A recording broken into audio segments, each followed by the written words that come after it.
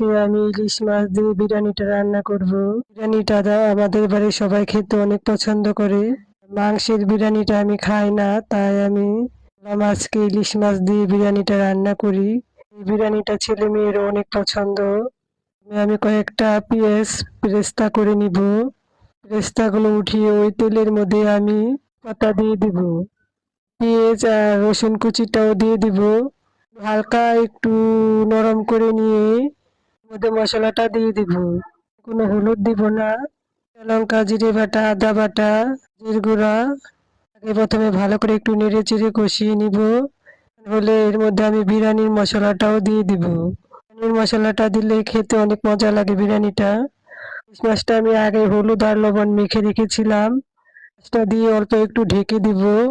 মাছটা একটু সিদ্ধ হয়ে যায়। সিদ্ধ হয়ে গেলে এবার মাছটা আমি কড়ার থেকে উঠিয়ে নিব। চালের সাথে এটা নাড়াচাড়া ভেঙে যেতে পারে। আমি চাল কয়টা দিয়ে ভালো করে নেড়ে চেড়ে একটু কষিয়ে নিব। একটু ভালো করে ভাজা হলে এটা অনেক সুন্দর ঝরঝরা হয়ে থাকে। ভালো করে একটু জ্বালিয়ে নিয়ে একটু জল থাকতে আমি ঢেকে দিব।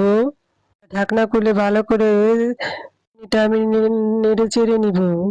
এর উপরে আমি ইলিশ মাছ আর পেঁয়াজ পেস্তাটা দিয়ে দিলাম। অল্প একটু ঘিও দিয়েছিলাম আর চিনিও দিয়েছিলাম। আমার ইলিশ বিরিয়ানিটা হয়ে গেল।